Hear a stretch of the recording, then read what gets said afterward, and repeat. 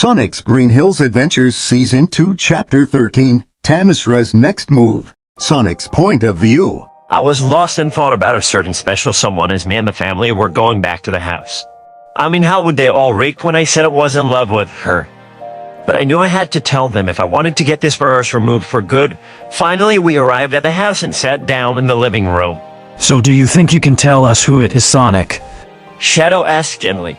Alright, it's Marina Melody, I said as I felt myself blushing again and waited for their reaction. Oh wow, no wonder it's complicated. She is a human and you're a hedgehog, right? Shadow said in realization. Well, yes, but also how do I tell her? What if she doesn't feel the same way? What if I weird her out so much that she'll never speak to me again? I said, finally unbottling these feelings I hid for several months. Calm down, Sonic. Everything will be fine. Just trust yourself and you will do fine. I suggest you tell her tomorrow. Shadow told me as he put a hand on my shoulder supportively. Thanks, Shadow, I needed that. I said happily as I hugged him. No problem, bro. Shadow said casually as he hugged me back. Well, I'd better get started on dinner. Pretzel Mom said as she headed to the kitchen. Later that night in Sonic's dream, Tamisra appeared with a sinister look on her face. Hello again, Sonic. It's time to get serious. Tamisra spat gleefully as her right hand began to glow with dark purple magic. No, please leave me alone. Sonic cried as he tried to back away only to hit a wall. Then Tamisra shot her dark magic at Sonic's forehead. What was that? Sonic demanded in pained voice as he fell to the ground momentarily before standing back up. You'll see when you wake up in the morning. Now one more thing before I go. Tamisra replied coldly as her nails grew dangerously long. Then she proceeded to scratch Sonic's stomach. Sonic screamed in complete agony and woke up still screaming. Shadow's point of view. I woke up when I heard horrible screaming and knew something was terribly wrong. So I dashed into Sonic's room and turned on the light. What I saw almost shattered me. Sonic was sobbing uncontrollably as he held his stomach in pain. I could see that it was bleeding. Sonic didn't even seem to notice that I was in the room. Hang on, Sonic. I'll get Mom, was all I could say before dashing to our parents' room. Mom, please wake up. Sonic's hurt.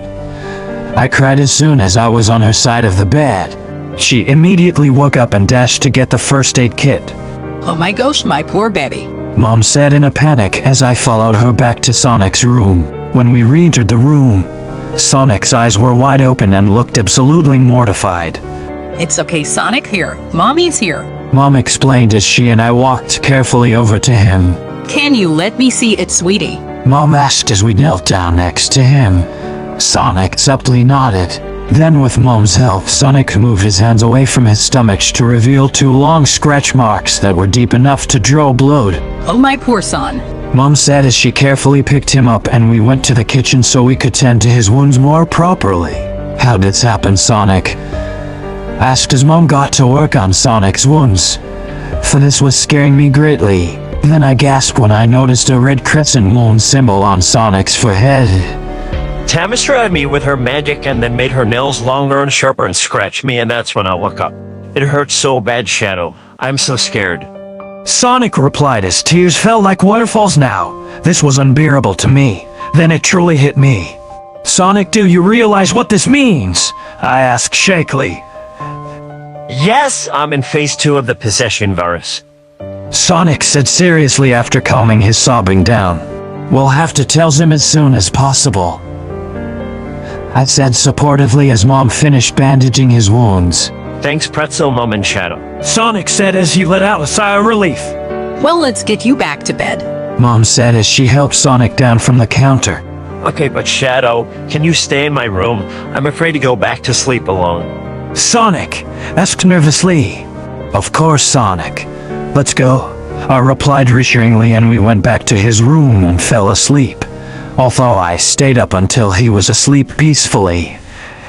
The next morning at Tamisra's base, Tamisra walked over to Dr. Robotnik with a grin on her face. You seem to be in a good mood, Tamisra. Dr. Robotnik commented in surprise. Glad you noticed. I have good news for you. You don't have to lay low for much longer, just 2 more days at the most, depending on when I have Sonic on phase 3. Tamisra explained confidently. This made Dr. Robotnik grin darkly from ear to ear. Excellent. So how did phase 2 go last night? Dr. Robotnik asked curiously. Better than I planned. He's marked and scratched. Oh no. All we need to wait for is something to push him over the edge and know to activate phase 3. Tamisra replied deviously as she put her disguise on. Then she left for school. Meanwhile at the Wachowski household, Sonic and Shadow were waking up.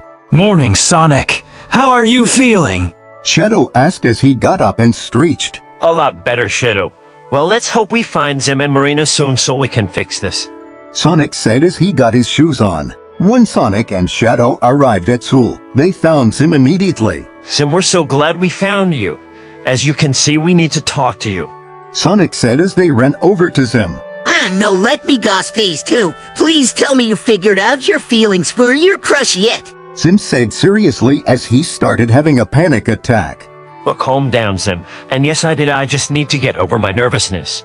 Sonic replied reassuringly. Zim then calmed down. Good, and just some advice to help take deep breaths, and you can't face anything. Zim added as they heard the first bell ring. It was now lunchtime and everyone gasped when they saw the bandaging wrapped around Sonic's stomach. Marina was the first one to run up to him. Oh, Sonic, what happened? Marina asked as worried tears fell down her face. Tamisra and phase 2 of the possession virus. Sonic replied seriously. Come on, Sonic, tell her. Don't be such a coward. Sonic thought to himself as he started blushing. Hey, Marina, there's something I've been meaning to tell you. Sonic added sheepishly. Oh, really? What is it, Sonic? You can tell me anything. Marina said as she started blushing too. I love you, Marina. Sonic said bashfully. No, so do I, Sonic. I just didn't want to weird you out. Marina said excitedly. It was the same case for me.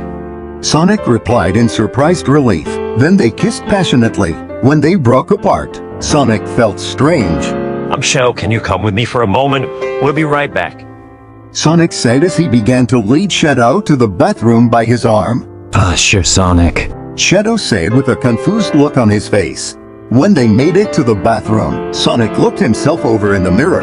Shadow, look, the mark is gone. Could that mean?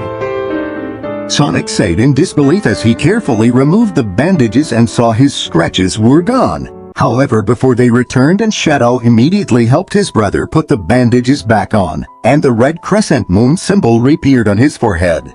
What I don't understand. It was working. Sonic said in a panic. I don't know, Sonic. Let's find Zim and ask him. He has to know what's going on. Shadow replied seriously. Then they hurried back to the cafeteria. When they got there, they found Zim and ran over to him. Hey, Zim, I kissed Marina. The symbol and scratch went away, but then came back after a few seconds. Why did that happen? Sonic asked shakily. Come see me after school and we'll call the tallest. I have a theory, but I want them to confirm it before I announce it to you both, okay? Just try and stay calm. As for Marina, she can now be confirmed as your soulmate, so don't worry about that part of this. Zim explained cautiously. Thanks, Zim. We'll see you then. Sonic said happily as he returned to Marina. Shadow followed him, laughing a little at Sonic's energy. Sonic's point of view. It was after school, so I called Pretzel Mom to let her know we'd be at Zim's base for a little bit. So what did Mom say? Shadow us as we exited the school building. She just said to be home by dinner at the latest. I replied casually. Finally, we arrived at Zim's base. Good you're here. Let's hurry, cause we'll need that answer as soon as possible. Zim said seriously as we followed him to his main computer room. Computer, patch me through to the tallest. Zim commanded as he tackled me and Shadow happily, which made us laugh. Higger, it's great to see you too. I said playfully as me and Shadow got back to our feet. Oh, you're just so pure. Must protect it. Kerr said excitedly as he hugged us one more time before leaving the room just as fast as he came in. Then the tallest appeared on the screen. Greeting, my tallest. Sonic confessed to his soulmate Marina Melody. However, it only worked for a few seconds. Do you care to explain why? Zim asked with a look of suspicion. Oh, that's great that you found who it was, Sonic. As for the rest, it means, well, I hate to say this, but you have to be possessed when you kiss her to remove all the virus and its darkness inside you all at once. Red replied cautiously, and that's when everything went black. Shadow's point of view. Sonic had just fainted, but thankfully I caught him before he could hit the ground. Sonic, can you hear me? I said as I shook him lightly in a panic. Oh, sorry guys, I was overwhelmed with that new information. Well, thanks guys for letting us know this important news. Sonic said as I helped him back to his feet. Well, we better get home and tell the family what happened today, bro. I asked sheepishly as to lighten the mood somewhat. Sonic simply nodded as we left Sim's base.